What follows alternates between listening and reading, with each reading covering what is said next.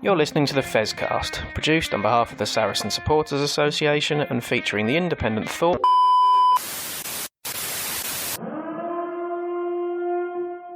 This is your emergency broadcast system.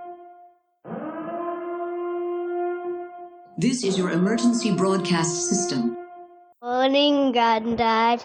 A ticky tonga, a ticky tonga, a massa wire, a massa wire. Leo, leo, leo, leo, leo, leo. We apologise for that temporary loss of transmission. We can now return you to the Fezcast. To the Fezcast.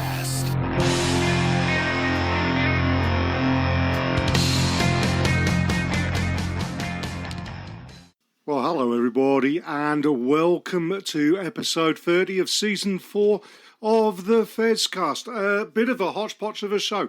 Obviously, we're going to do a review of the fine win for Saracens over the Quins at the Showdown 4, where I'll be joined by Duncan to discuss all the talking points of that.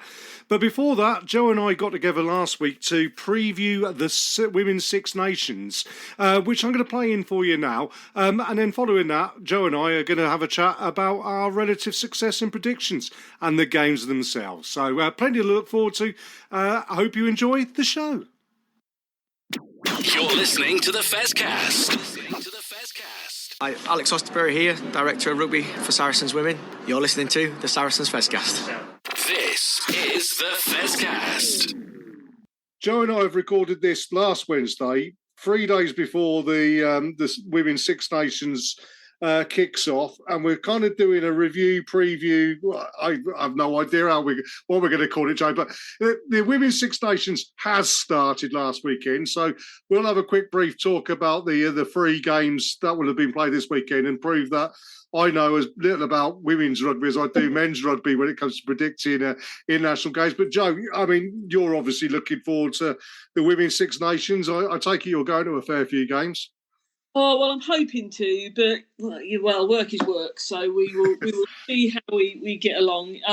The good news is that the games are being broadcast on either BBC, BBC iPlayer, BBC Sport, across those kind of platforms as well. So all the games will be available for people to watch, so every cloud and such like. So some big games ahead, I think.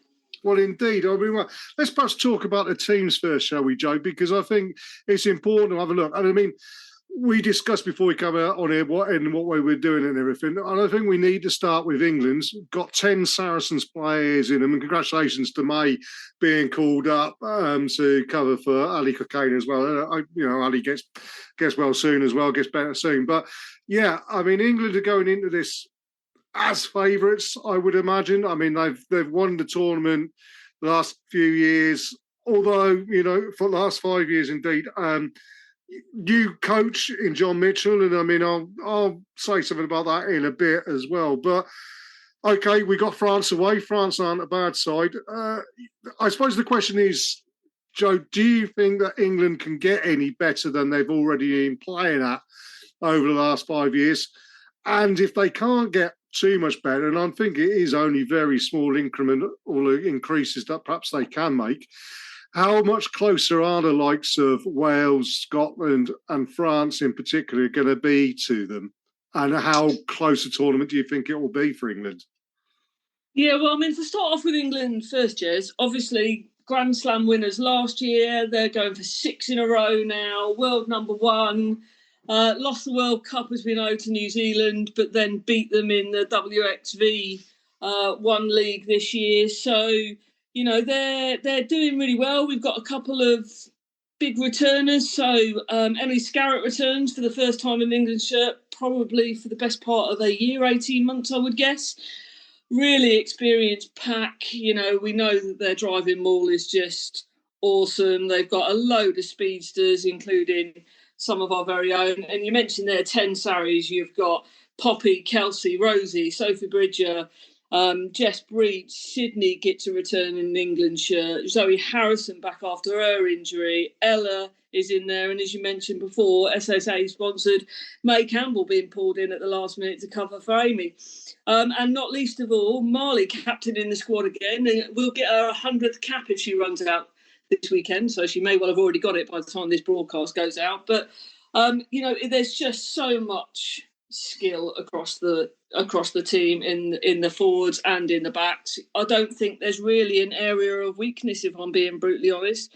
And I think they'll be very difficult to beat. You only have to look at the squad, most of them playing in the PWR at the top level and have done for some time. The ability for John Mitchell, who I know we'll chat about in a minute, to move those players across several positions because of the diversity of the players playing across the back line, across the pack. It's just, I don't think it's going to be an easy tournament, and we'll cover the other teams in a second, but I find it very difficult to look past England for the championship again this year, if I'm honest. Well, in which case, then, that begs the question, in the same way as I spoke about Ireland's in the men's rugby, perhaps not achieving what they should have done in not winning a Grand Slam, is a championship enough? Or are they still so far ahead that there is an expectation? As I say, bearing in mind we're going to France, who have improved over the last 2 or 3 years and, continues to improve. We've got some quality players there as well. But is a Grand Slam the minimum? And when I say minimum, the best would be a Grand Slam with us just walking games and bringing in lots of players and giving them lots more experience. I think for the women's game, I think it would be a shame if England completely trounced everyone and walk away with it. I think the Grand Slam is on the cards. I think there's definitely some work for John Mitchell in terms of the next step for them. I'm going to make an assumption is they've clearly got another WXV tournament in between this Six Nations, the next one, and the big one for next year in next autumn with the World Cup, which is being hosted in England. So that's going to be the goal, but they need the stepping stones to do that. So it's a perfect opportunity, given the young players that they've had coming through the PWR this year. I think it's a really good opportunity for him to blood some of those players. They've got the likes of Sarah Hunter in the coaching team now as well, who's got plenty of experience playing at that level. So whilst you've got all of that experience in there, and we've talked about Marley, you talk about Zoe Allcroft, Abby Ward, all of those really experienced players that have played in numerous World Cups and Six Nations Championships. Alex Matthews, Hannah Bottoman, Sarah Beckett, they're all really established players. I think there's also an opportunity for some of these games to bring some of these younger players through, those that are going to be there in 2025 for the World Cup. And, Ella Virvash, Sophie Bridger, there's just so many that are in that young bracket that could do with some experience at that international level to get them prepped for next year. And I think that would be a really good opportunity for John Mitchell to do that. Well, again, and there's another correlation with the men's team in England, isn't it? The fact that it's an evolution, as I've said on many occasions, not a revolution. But it's important that you have that mixture of experience bringing through the youngsters. Very much what's happened at Saracens and perhaps at Gloucester as well, where there is a lot of experienced players at that club. But again, you've got youngsters coming through, and that's all good for it. For me, the jury's still out on John Mitchell as an appointment. Personally speaking, I'm not sure whether he's a coach of 10, 15 years ago in the men's game who was already good, and whether they're looking at women's rugby and saying that's where they're at, the standard they're at, which I think is unfair because I think the standard is actually a lot closer and is getting closer all the time.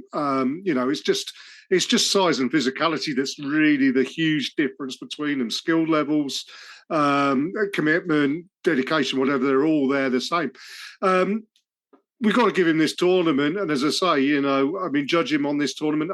I'm sure that, John Mitchell being the age he is he only here to get us through the next World Cup? And then the likelihood of someone like a Sarah Hunter coming into that coaching role, which I think would be a great step because, as we said many times before, Joe, there is only one female coach at international level in this Six Nations, and that's not really good enough, is it? No, and I think, the stepping stones are starting to come through now. You see, a lot of female coaches starting to come into those international setups now. As you mentioned there, Gail Mignot, previous French international, is joint head coach for the French team for this champs, but the rest of them are all male coaches. And, I'm not saying that females should get the job if they're not the best for the job, but, the opportunities, I think, are starting to be there now more for female coaches. And, the likes of Sarah Hunter and others, and some of those names that we've talked about who are experienced, who are maybe looking at retiring in 4 years' time, will hopefully look into perhaps going into the coaching realms themselves. So the likes of Marley and Poppy and others, because I know that they already do a lot of coaching already for, grassroots rugby. So it's about promoting that game, and that's across the board, really, I think. Not just the English players. The PWR League has enticed a lot of Welsh, Scottish and Irish players to come and play in the league. And I think that has probably helped those teams bring their level up at an international game, because it is, without doubt, probably one, if not the best league in the world for playing women's rugby at club level. Well, indeed. Well, look, we've discussed the wider tournament, and I think there is a time, though, we can discuss the other teams in the Six Nations outside of England in relation to the games that they will have played this weekend. So we can have a look at our predictions abilities, if that's all right, Joe, and then see where we go from there. Because, looking at this weekend, the first game on this weekend is France versus Ireland in France. And, with the greatest respect of Ireland, they're a little bit behind the ball at the moment, aren't they? Grace, isn't it? Who's from us, is in the squad. She's a quality player who perhaps isn't getting the opportunities she's expecting at Saracens, because we've got such a profusion of great back row players and second row players at the club. But yeah, Ireland's, what can they hope to achieve in this tournament? What would you think would constitute a good tournament for them? Well, last year they were last season's wooden spooners. Unfortunately, didn't come away with a win in last year's championship. But they had a really good tournament in WXV3 and came out champions of the WXV. So in that league, so I think a step up for them would just be getting a win or some wins on the board for themselves. You mentioned Grace there; they've got some really quality players, as I've said, mentioned, who play in the PWR. Sam Monaghan for Gloucester Hartpury has been absolutely immense over the last 18 months. They've got a lot of their Irish Sevens players returning for the tournament this year. A lot of them didn't play last year, but I think some of that might be to do with the prep going towards the Olympics. I can't remember whether our Irish Sevens have qualified for the Olympics. I'm going to make an assumption that they have.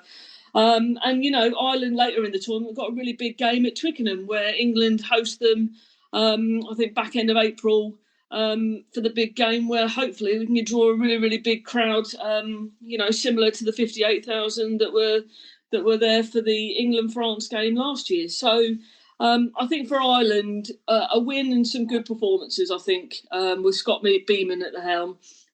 They've got some really quality players, and I'd like to see them do all right this year.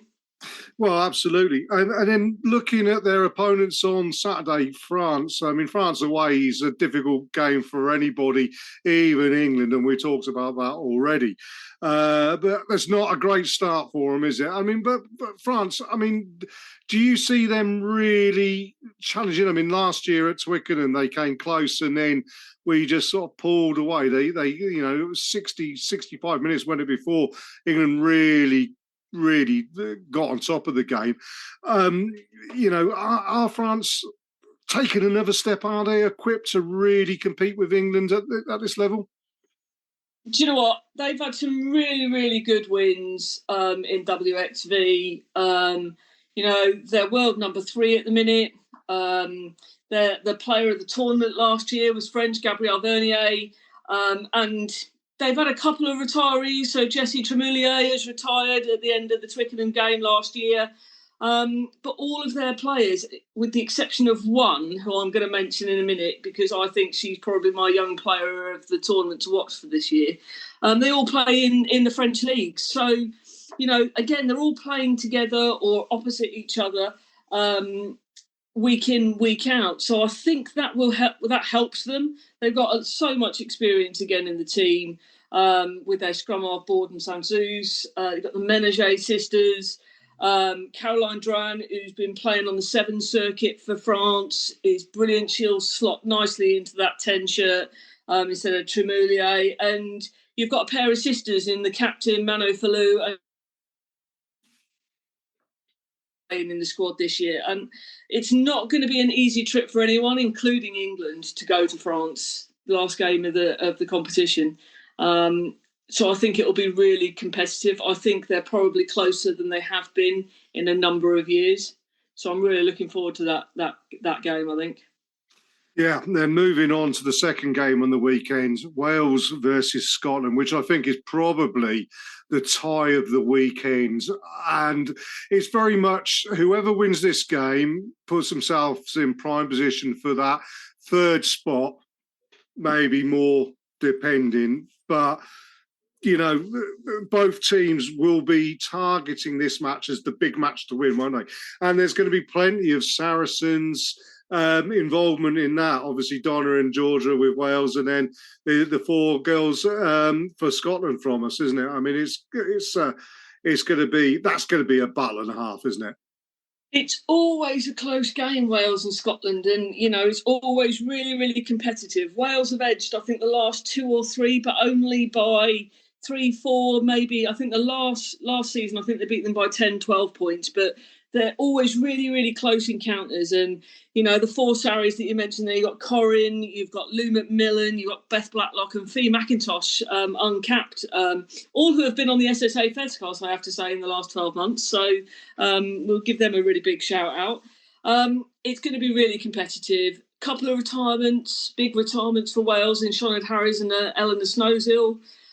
So they're going to be missing those, but still plenty of experience. Alex Callender, Alicia Butchers-Joyce, Jazz Joyce is taking a break from GB7s before she goes back for the squad for the Olympics, no doubt. And one of the big ones for me is Shona Wakely, née Powell Hughes, who's making her first appearance back in a Welsh shirt for 4 years. Did really well in the Celtic Challenge, playing for Brighton Thunder, for anyone that watched that competition. So, yeah, I think, and again, from Scotland, they've got some of their GB7 speedsters who are returning as well to support the team, who weren't necessarily available last year. Shona Campbell, Lisa Thompson, Rona Lloyd, to name just a few. Jade Conkle-Roberts is going to be missing for them this tournament. She recovers from injury. But they've got so much speed in their back line. Which is going to be really difficult for Wales to encounter. Fran McGee, who set the world alight in WXV with her speed, she's just been brilliant in the last 6 months. And Chloe Rolly, I mean, they're just so speedy, and they've got a brilliant hooker in Lana Skeldon, who is just like a try machine. So, again, it's going to be really, really competitive. I'm really looking forward to that game as well. It's going to be great. Right, well, let's just put it out there now then. So we're saying France for a win. We're saying England for a win against Italy, obviously. Wales, Scotland, nail your colours to the mast. And then when we do the outro on this show, after this bit, we can say whether you got it right or wrong. And I'll go the opposite to you. Whichever way you go, I'm going opposite. I'm going to go Wales by 5. Well, I'm going Scotland by 10, just for the hell of it. Ooh. I've liked the way that Scotland have really developed, and I think their pack might just be the difference. And I think if they get their pack right and get some supremacy there, and as I say, with the speed they have got available to them, they could just do it. But then again, I could completely and utterly be well off of there, and I will be laughing at myself we're going to face. Let's have a quick look forward to what's coming up. As I say, this weekend's coming because Not this weekend coming, but you know what I mean. And the games we got coming on the Easter weekend and Saturday. I'm going to be down in Bristol. Me and Shazza. Are you going to be in Bristol for England Wales? Well, excellent. Well, we'll meet you for a pint. I've got my park and ride tickets sorted at the Portway and everything. That's going to be. I mean, Wales. It's one of those, isn't it? Wales will always get up for England, and I expect that to be a lot closer again this year than it has been in previous years, because it's been getting closer and closer and closer and closer. And I do think, although I've said I've gone Scotland because of just to be awkward in the week before, Wales is the one team I think that are showing the improvement. A lot to do with giving out professional contracts, and indeed a lot of Welsh players, particularly playing at Gloucester because it's close by, Bristol, and R2 at Saracens as well. There's a lot of players who are getting greater exposure, not only to playing but also to more professional training and the ability to train more often. So I think that gap's closing, and eventually at some point Wales may be the next team to step up there and take that on. Scotland have got France at home, and again, like we said, Wales, Scotland, they target each other. Scotland have got to be targeting that as well. I mean, there's two pretty tough games, but if you're at home, you've got to target that game, haven't you, Joe? Oh, absolutely. And, that's going to be, again, I think, closer than it's ever been before. Both those teams have got a load of speedsters that are just going to set the game alight. I think it could be a really, really open game, end to end.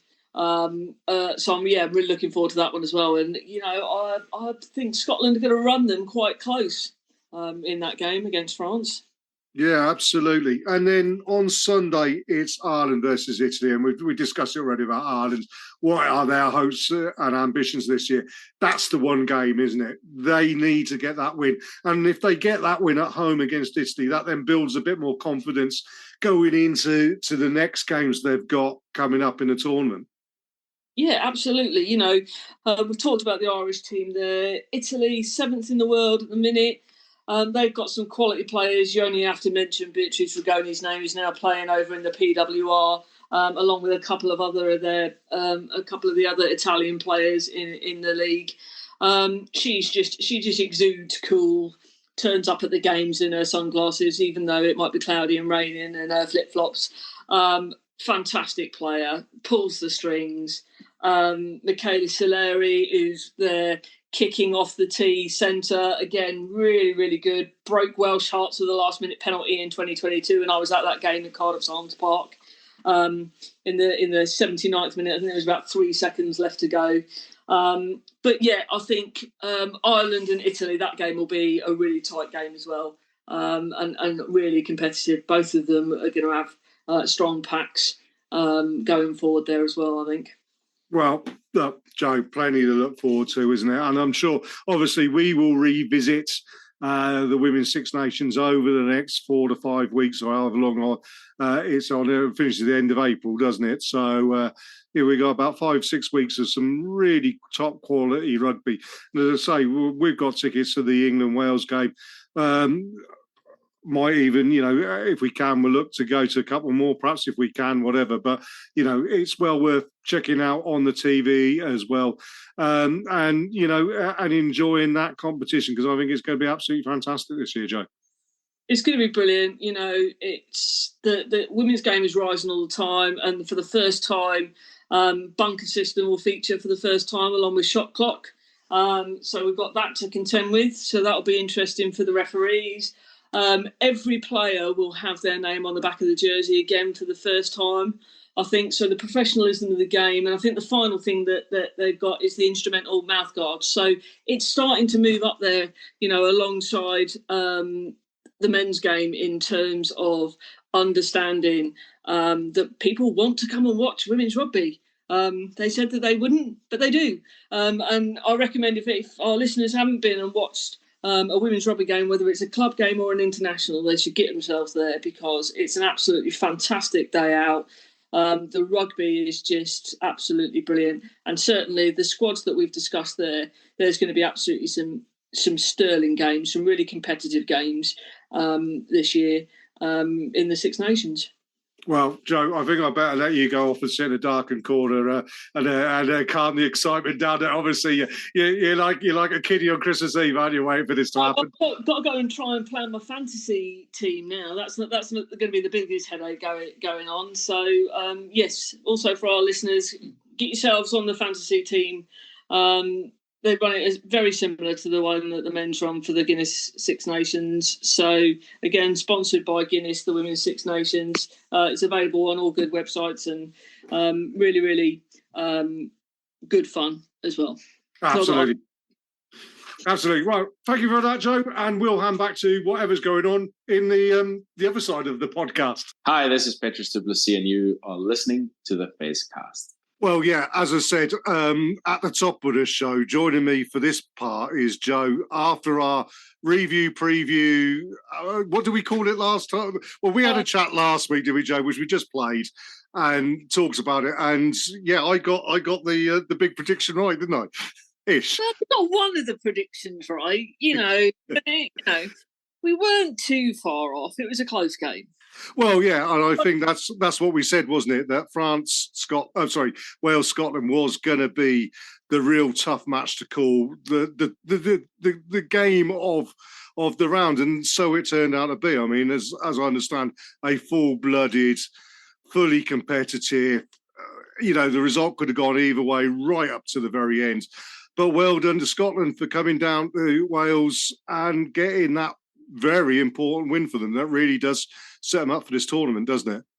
Oh, I mean, it does. I mean, I think they were saying it's their first win in Wales in the Six Nations for the women in 20 odd years. So it's a real long time. I think the last time they had a win was when it was Five Nations before Italy joined. So that's a long time for them to wait for that win, and there has been some close games in the past, and this game was no different, and it came down to it. I thought it was going to be a draw, and the conversion in the last couple of minutes just slid wide of the post, and it is what it is. I think both teams played really well. Both showed some really good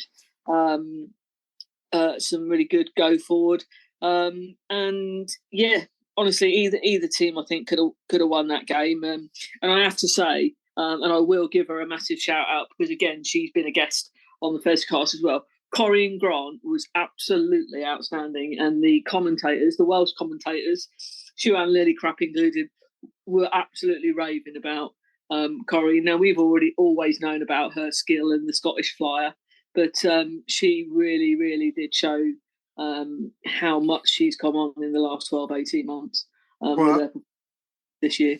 Yeah, absolutely, and it was really good to see, isn't it? Now, Scotland have got France up next at home. France, who Ireland's made them work hard, but they looked fully on it, and credit to Ireland who's shown improvement again, but France weren't really troubled, were they? Particularly. No, they weren't, and I don't think the scoreline necessarily reflected how well Ireland did in defence. If I'm being brutally honest, having watched the game, I think they did really, really well. France's handling errors were,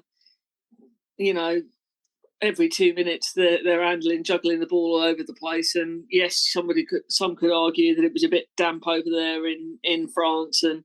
Handling the ball was not the easiest thing, but I don't think they would want to say that was an excuse. Some of their handling, I think, was poor.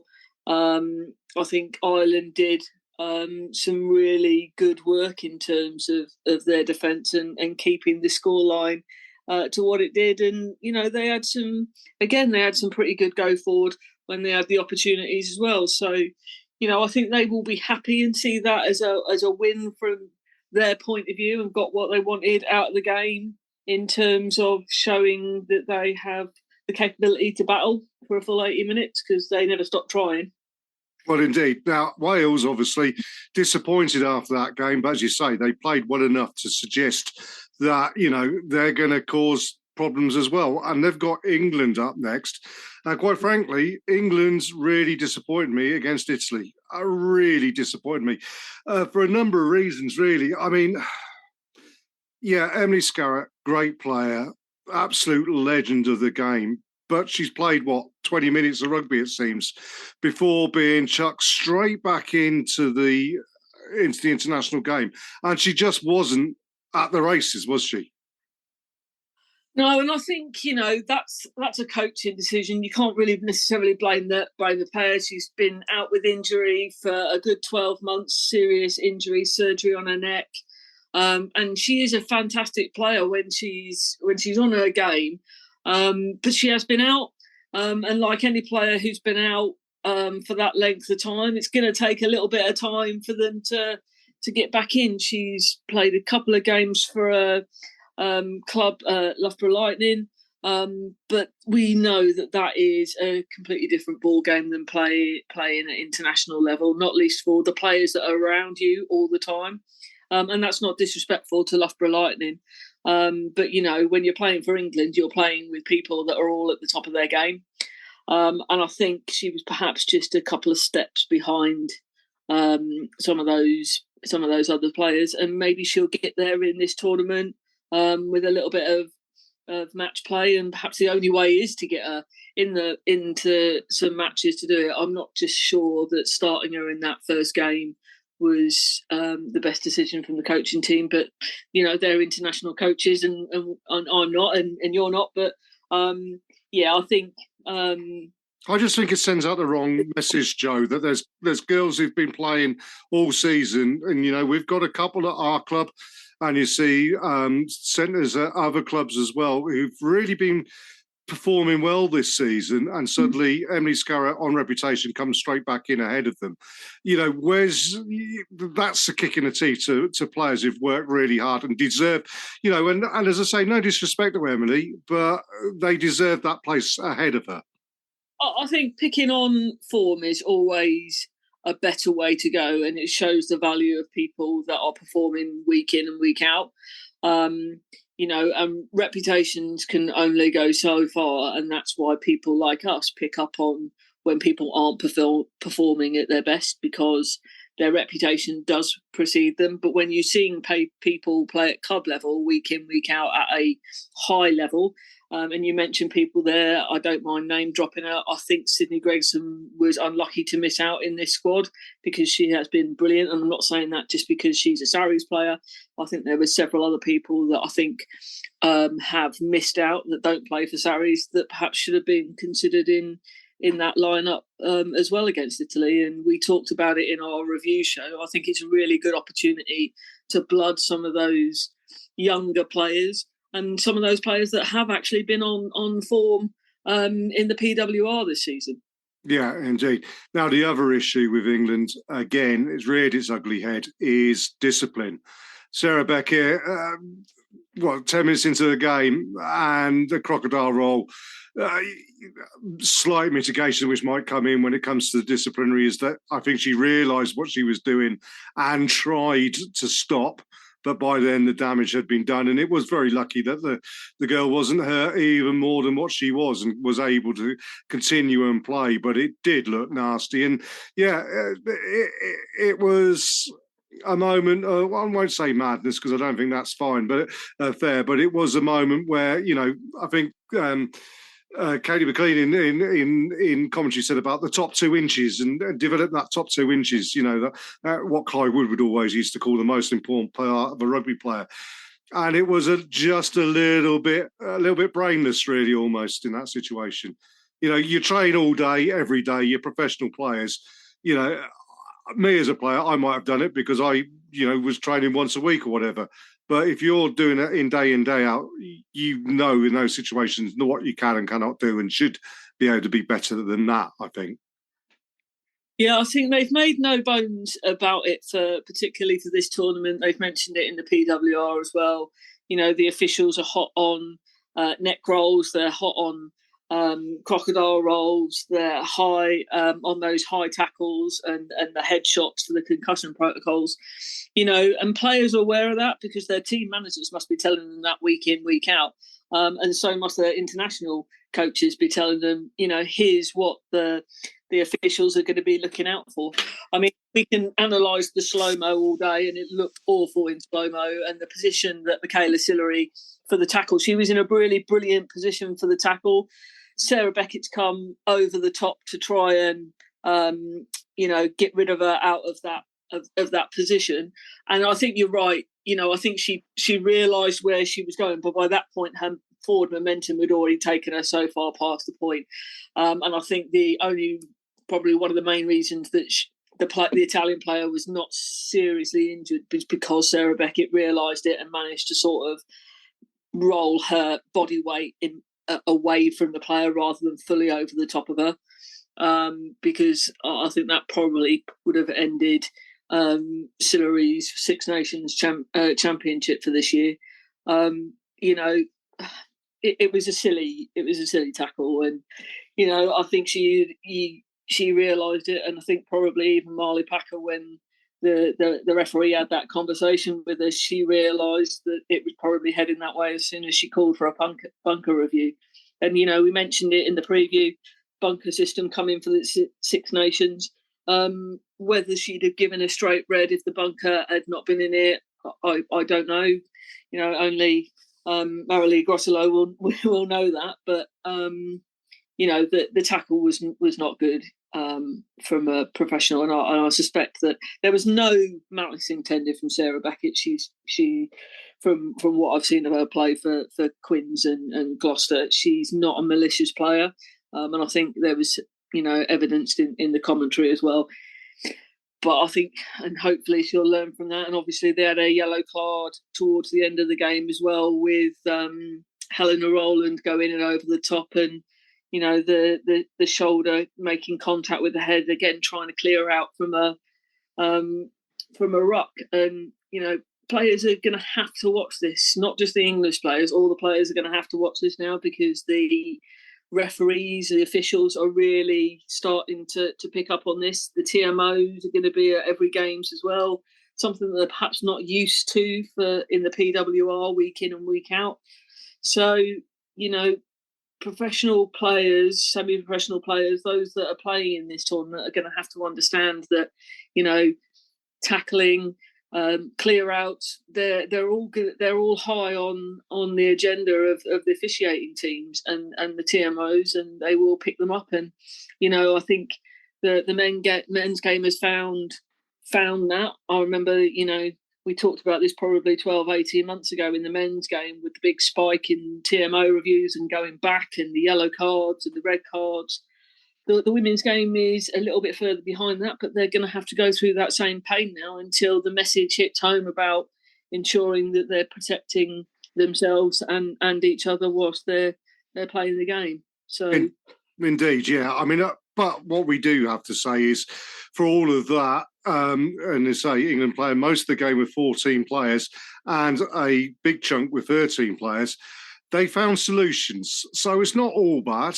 And when it clicks, I mean, Eddie Kildunn got player of the match. I mean, she scored a hat-trick. And I mean, her first try, where she just carved through like a hot knife through butter, or was it her second try? Whichever, there was one of the tries, which was just outstanding. Felt a bit sorry for Jess Breach and Abby Dow, because every time they got the ball, they were obviously targeted as danger players and were marked out of it. And, not wishing to harp on about Emily Scarratt, but when she was replaced, we suddenly went through the middle a lot quicker, because the Italian defence was going wide, and we spotted there was gaps in the middle, and we went through it and scored tries that way. Sadia Kabai, she was awesome on the flank. I thought she had a really, really fine game. And Abby Ward as well, second row, 10 minutes after giving birth. I mean, Jesus, that's some comeback, when you talk about injuries and everything, to do that. So there were plenty of good performances there. I think Mohan coming on as well made a bit of a difference for the speed at the ruck as well, which, one of those things. I think Packer had a pretty solid game, considering that she had a pack that was down to 7 players for most of the game.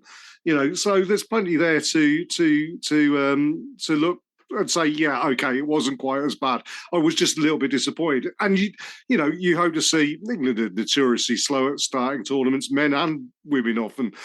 So you hope to see improvement. And, yeah, the interesting thing is next week we got Wales on Saturday and we're both going to be down in Bristol.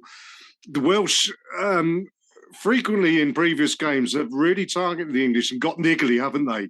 And live on the edge. But, it's that game they get up for everywhere. With the TMOs, with this highlight, it wouldn't surprise me to see some disciplinary problems next week, Joe. It's definitely going to be a fiery counter. I think from John Mitchell's point of view, he'll be happy that they managed to keep Italians off the scoreboard. So in defence, they were rock solid because the Italians are no slouch in wanting to score. They chose not to take points when they were perhaps available to them from the tee. But, from a positive point of view, perhaps the one player less gave them more space to explore that. I mean, again, the scoreline probably didn't justify. Zoe was not at the top of her game off the kicking tee for one reason or another. So she was probably a little bit disappointed and a little bit frustrated with her kicking performance off the tee. But that's because she's world class at it normally. So I expect Zoe to bounce back in that respect. But, when you've got the likes of Helena Rowland and others that can play in that first receiver position, you've mentioned a few of them there, Sadia Cabaya. I agree with you. Abby Ward was absolutely superb, and I think she was probably a contender for player of the match as well. And I have to say, somebody else who I was really impressed with, who never fails to impress me, to be perfectly honest, was Hannah Potterman. Box was just brilliant in the front row there with her go forward. And the moment that England went down to 14 players, it seemed to ignite her, and she almost took on, right, well, I'm going to play for two people then, because her drive forward was just absolutely superb. And Hannah, probably by her own admission, has sometimes been guilty of a few infractions herself. I thought she played a blinder, and she did it in a way that kept herself out of trouble, and she was just really up for it, I think.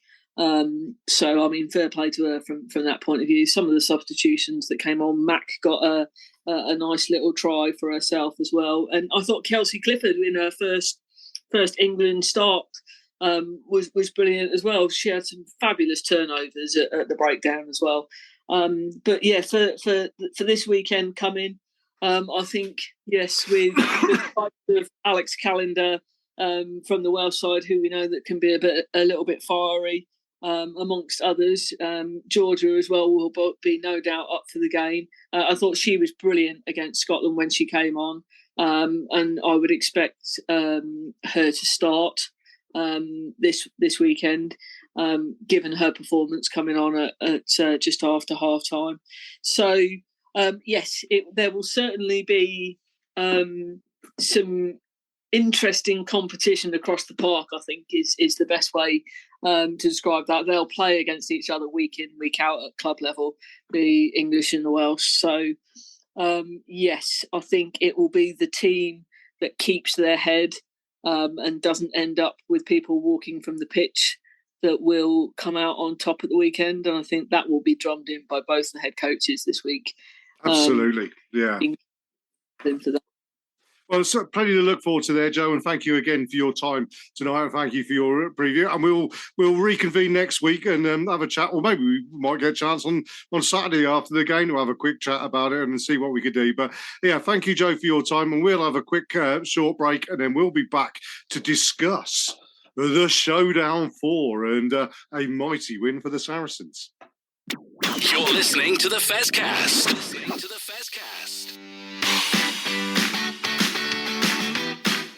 You're listening to the Fezcast, which is proudly sponsored by the Saracen Supporters Association, and I'm Alison Davis, one of the SSA committee. For a £10 annual subscription, the SSA provides our members with monthly newsletters, virtual and in-person player events, away match ticket allocations, and we organise pre-match gatherings at away matches. We sponsor men's and women's players, and we support the Saracens Foundation Track Club on behalf of our members. On top of all that, every year we have a seasonal SSA badge, which is exclusive to members. Where else can you get that much value for a tenner? Join now at membermojo.co.uk/SSA, or come and see us on match day in the Oasis at the Stonex. This is the Fezcast. Nice one, Sarries. Nice one, son. Nice one, Sarries. We got to want another one. Hello, Duncan. How you doing? What a great weekend that was, eh? Brilliant, wasn't it? Yeah, really good. Hands up, everybody who predicted we put 50 points on Quins. Absolutely not. I mean, but there was a bit of a throwback to the 60s when Spurs had a team that used to win stuff with nice one still there. But yeah, nice one, Sarries. A nice one. Well, Faz in particular. What a great. I mean, I've never been to the Spud Stadium, and I'll be honest with you, it does stick in my craw a little bit to say how wonderful it was, being it is in enemy country, as I mentioned last week. But it is a fantastic stadium, and the experience the whole day was absolutely fantastic. Bit of a long walk to get there from the shuttle bus, and an even longer walk to get back to Seven Sisters Station to get the tube back across London. But Did you get into Seven Sisters Station? I tried to get home that way and gave up. Ended up on a bus to Mornington Crescent or something. So it was a bit of a round trip getting home. Well, me and Shaz left a little bit early. I mean, I think we'd seen enough. You know, it was like, I mean, if it'd been a boxing match, it would have been called off after round 3, wouldn't it? Somebody would have thrown a towel in. And actually, when they showed on the TV the coaches box for the Quins, and he looked at it and he thought they have thrown the towel in because they just looked absolutely clueless, didn't they? Do you know, it hardly. There was once or twice they were threatening our line. That was it, wasn't it? The rest of the game seemed to be taking place in their half. It was, and it wasn't just the amazing attacking play. It was the defence. Defence was fantastic. Well, this is the thing, isn't it? Now, on the train back, myself and Shaz were there. We got chatting to a couple of Quins lads and just, you know, not crowing or nothing like that, because I actually felt slightly embarrassed for Quins fans. You spent a lot of money to go over there, and I couldn't work out whether it was that Saracens were so good or whether Quins were bad. And I think there's an element of both. And I don't really wish to diss down another team, but I've got to say, I thought Quins, their senior players were unprofessional. And I mean, I'll go through the list. Danny Kerr typified it at the end of the first half, where they'd had a bit of a go, they'd had a penalty, then they got a line out, and Danny Kerr decided to kick the ball out, and he looked at his body language, and quite frankly, it was abysmal. I mean, he just looked as if he was, I think he turned around and probably said to Alex Donbrand, he said, "Is the coach running? Just go and bugger off home now." And, you know, and then Andre Esterhausen, I think he's playing for whoever he's playing for next season. He wasn't interested at all. Joe Marler, I mean, Joe Marler's been playing Six Nations rugby for the last 6 weeks. So why does he look so fat and slow and just walking around the pitch? I mean, Joe Launchby was putting effort in, but he looks like he's been on the beach for 6 weeks. He put on a stone and a half in weight, and although he was giving the effort, he just wasn't there. And, you know, that then permeated down into those younger players. And I'll include Marcus Smith as one of those younger players. Marcus was trying things. He was just getting flattened every time he tried to do something. As you say, the defence was superb. But, you know, Caden Murley, Tyrone Green, they're great players. Oscar Beard, they've had a really good season. But there was a lot of talk, wasn't there, about how rusty everybody would be, and we certainly weren't. We were right on it, which reminded me of, you know, we're often really great at the beginning of a season after a good pre-season. We often come in flying, and it felt like that. Whereas mentally, as you say, for Quins, the best body language I saw on the screen at half time when I was queuing up for a drink. I don't know whether it's TNT or ITV it was on, but that hairy Welshman they've got as one of their coaches, the look on his face as the Quins players were coming in was sort of like, what the effing hell have you lot been doing out there? It was just a picture. Well, on his face. I mean, the other two players I'm going to call out here, Alex Dombrandt, who reminded me very much. I remember years ago on a rugby tour to Poland, we played the Polish police force, who were all 6'4" and 18 stone, prop to fullback. And they were riot police. We played them in half time. We'd been out at the Lash the night before and we were drinking vodka Red Bull. It was £10 for a bottle of vodka and 10 Red Bulls. And, we were no fit state to play rugby in 100 degrees heat. And at half time, our captain turned around and said, whatever we do, lads, we've lost the game, just win the fight. So 10 minutes into the second half, I started a fight that I then probably lost as well because I was fighting the Polish police force. And Alex Dombrandt was that. He within about 10 minutes, he was just looking for someone to snout because he knew he couldn't compete. He suddenly had about 5 minutes where he did good stuff and got his try and he had one run and everything, but then he was looking to snout people. And the one player that really typified it more than anything else was Stephen Lewis, their captain. And for two things happened with him. One, Christoph Ridley, who had an extremely good game, excellent refereeing, thoroughly brilliant refereeing. He told the referees, he'd given Joe Marler the ticking off for doing the countdown and all that sort of thing. The Saracens had penalty after penalty after penalty, line out after line out after line out. And Christoph Ridley turned around to the captain and said, excuse me, next player is in the bin. Go and speak to your lads. And Stephen Lewis went off and spoke to the team, and then they had a line out, and he committed a penalty offence to the line out and got yellow carded for it. And in the words of Brian Moore, that's dim. And then second half, he should have seen red for the clear out. Well, I'll say clear out, the cheap shot he put in on Faz that rightly riled Faz right up, and quite rightly he did as well, because he just saw him on the floor and thought, I'll give him a bit of this. And Austin Healey had spotted it, and the TMO went, oh no, Austin Healey spotted that, best not do it.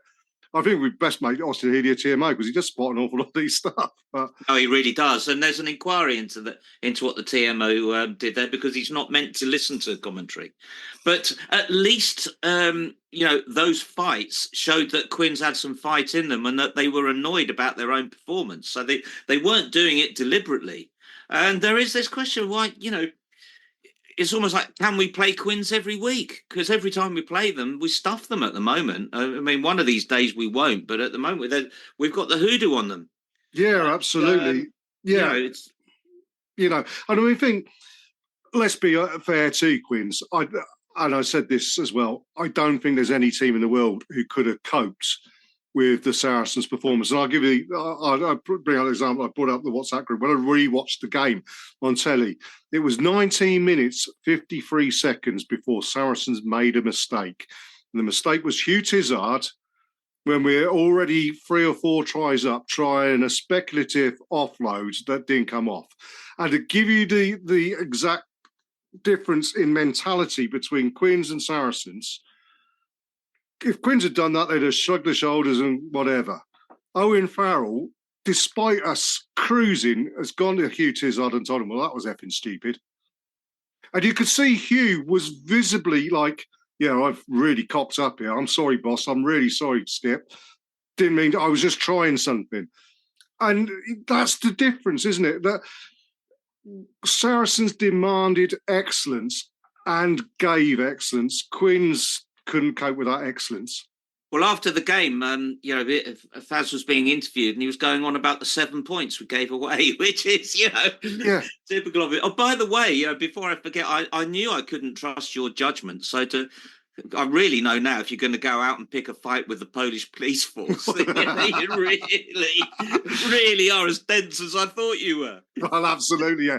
I learned my lesson. The lessons of youth there, Duncan. But look, I mean, the interesting thing is when we talk about excellence, as I said, Shaz and I were talking to the guys on the train back, and I said to them, look, who impressed you? And they listed off the names that we're going to go through. And I said, who did you think didn't have such a great game then? It was and they turned around and said, well, I just thought Billy Vunipola was a little bit off the pace.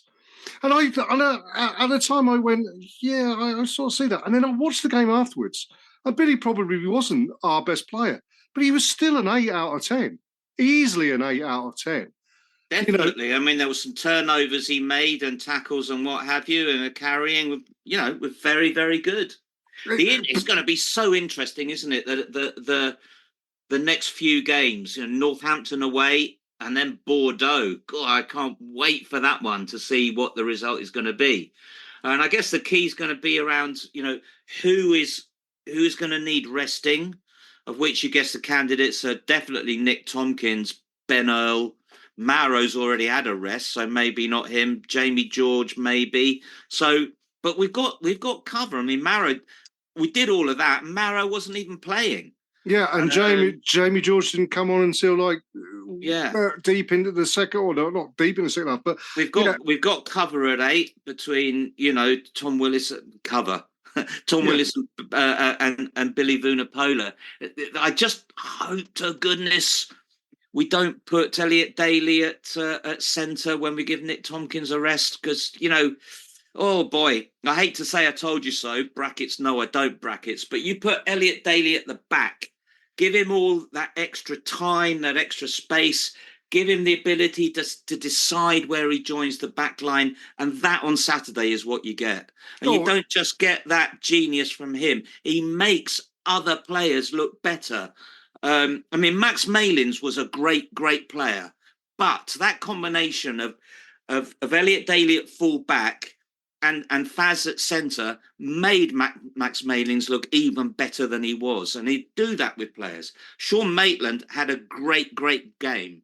Yeah, Elliot Daly made him look even better. It makes me wonder whether Sean's got playing for another year's extension on little money. But yeah, all across the park was great performances, and I've written down some. You've mentioned Elliot Daly, quite rightly man of the match. He had his magic boots on. Everything he touched, even the stuff that didn't go quite right, still came off. And I think there was one kick in particular which came off. Theo Dan. He set the tone, that run right at the very start, where he just went through the parting of the Red Sea almost, wasn't it? And he just set the tone for the rest of the game. And I think it frightened the living bejesus out of Quins, and they just didn't cope with it. Hugh Tizard, he had the offload didn't go right, but he was still doing that engine room job with Theo McFarlane doing all these special stuff off the back of it as well. Theo had a great game. Our Argentinians, Juan Martin Gonzalez, Kaczynski, they're brilliant. Absolutely, frighteningly good. And I think, the plaudits that everybody is giving Saracens is completely right. I just hope, as you say, this Friday's going to be an interesting one, because Saints are coming off of a thumping by Bristol, and we've given Quins a thumping. You hope that we're still full throttle. And I think, as you say, next two games, Saints and Bordeaux, you're going into those games thinking, yeah, okay, let's just go full throttle. And then perhaps Gloucester is a game where maybe you give a couple of players a bit of a rest. But yeah, you mentioned Nick Tompkins. Great. Nick Tompkins, a week before, I had a game where I gave him 2 out of 10 for Wales, where he, as I described it, he couldn't have caught a fish in an aquarium. This time, it just shows you the difference, isn't it? When you come into a team that's well coached, with players that you respect, with players that you trust, it makes you play better. You go into a team which is badly coached, with players that you don't respect and trust, you fall down to their level. And Nick was a prime example of that. He didn't look like the Duracell bunny with a couple of cheap Chinese batteries in him, did he? Which he did when he was playing for Wales. He's had a tough long season. He was really good. The next 2 games, we're really going to know where we stand. Bordeaux beat Toulouse at the weekend, so they haven't gone off the boil. It's going to be really interesting. I think the Bordeaux game's an interesting one, because I think with all the will in the world, we're not going to Bordeaux expecting Saracens to be still in the European competition. And that may not be such a bad thing in relation to the Premier league, as it were, because I think, you want to stay in competitions as long as you possibly can, and you want to win everything you go. There's no point doing it. But going in as slight underdogs may do, because we remember us playing Clermont that time when we'd had a thumping before and then we went out and absolutely destroyed them. This team, if they stay at this level, will frighten any team in Europe. Toulouse. Well, the thing is that they've got so much pride. I think they'll be going there seeking revenge. Absolutely. Because that was such a humiliating night. And I don't think even if we don't get a win in Bordeaux, but we get a performance where we make them work really, really hard and have to be the best that Bordeaux are. And let's be honest about it, Bordeaux are a fabulous side. No two ways about it. And then if they beat us, I fully expect them to go on and win the whole tournament potentially. But, as I say, we want them to work hard at the very least. And you never know then. I mean, as I say, there's no team in the world that could have coped with Saracens. We looked like we had the speed of attack that Bordeaux had that night. And the other thing was, looking at the bench before last Saturday's game, it looked frightening again. It almost felt like the days when you'd have Will Skelton coming on. Yeah. It felt like that, didn't it, with the people on the bench? Well, you got Jamie George on the bench. You got Andy Christie. Andy Christie. Andy Christie got into my Six Nations team of the tournament, and not through just Saracens bias, because he genuinely was that bloody good. You had an Italian and a Fijian international on the bench. Yeah, and wasn't it wonderful to see Marco back as well? Yeah. I mean, we have missed him. I think also Christian Judge played really, really well. And did well, as did Maku. And front row's been a bit of an issue. Those four guys now, if they're fit, and that's the bones of it with Theo and Jamie between them, I don't think we've got anything to worry about for the rest of the season in front row. Nick Ezekwe on the bench. Yeah, phenomenal, isn't it? And we still got Callum Hunter-Hill in reserve. Apart from centre, we're looking really strong. The one shame about Saturday, and it was a double-edged sword because Sean Maitland had such a good game, was Roti being injured. And you're thinking, you've just had an 8-week rest and you're injured again. Yeah. I just really keep my fingers crossed for him because he's such an exciting player, and I just want to see him not be injured. Yeah, absolutely, 100%. And I mean, it is a worry when you get a player that, it's a tight calf. Some players will get affected by tight calves. Other players will do their utmost to not be affected by it. I mean, I'm not questioning Rotty's, commitment or anything like that. It's just that sometimes some players have that issue, some don't. And, I'd hope that he can work through that and find a way through it. He's such an exciting player. It's just great to see him on the pitch. Yeah, absolutely. But, Alex Lewington, brilliant as well. I mean, we could be sat here forever praising every single one of that 23 players who played, plus the coaching staff. And, I mean, I think there was the example, and I mentioned the Quins coaching team, when they looked absolutely clueless in their box.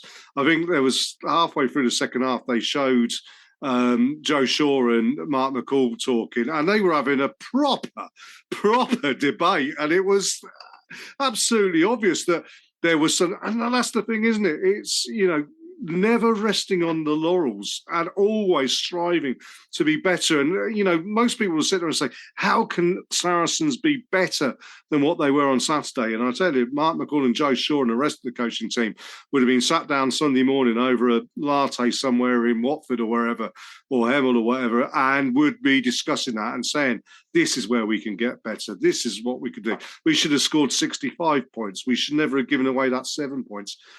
What a great, the other thing about it as well is it's not all old seasoned heads who are doing this. This is young players. And you look at the players that are there. Theo Dan's, 22, 23. Juan Martin Gonzalez is 22, 23.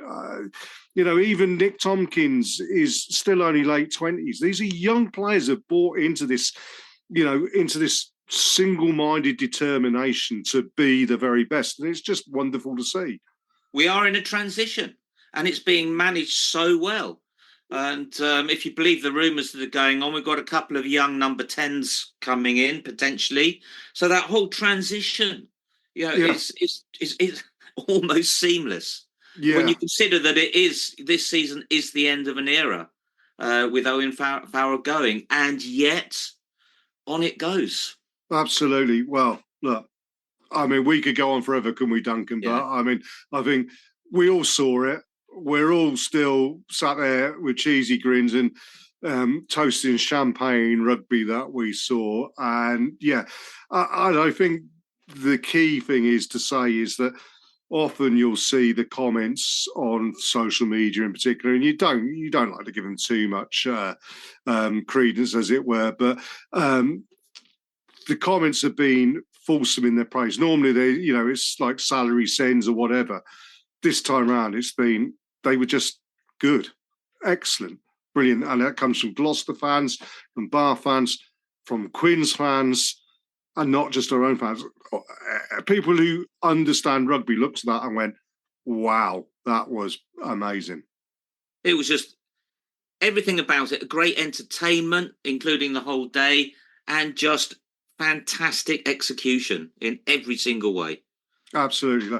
Before we go, I need to quickly say hi to Anthony and Mark Sindel. Good to see them on the shuttle bus on the way down there. And also Tony, who was on there, who recognised me by my voice, which does go to prove that people do listen to us, Duncan. Yeah, well, they probably heard that you got in a scrap with the Polish police and thought we're going to avoid him. Yeah, I don't blame you. Honestly, that was honestly one of the hardest things that's ever happened. I actually got sent off in that game for my own safety, which was one of two times that's happened to me. The other time was down in Lydney, but there we go. That's a different story for a different time. But Duncan, thank you very much for your time again. And as I say, we'll be back after the Easter break, hopefully continuing to talk about fine Saracens performances with a game against Saints on Friday night, and looking forward to Bordeaux Beglers as well. Oh, yes. Absolutely. Well, thank you, everybody, and we'll see you next time on the Fezcast.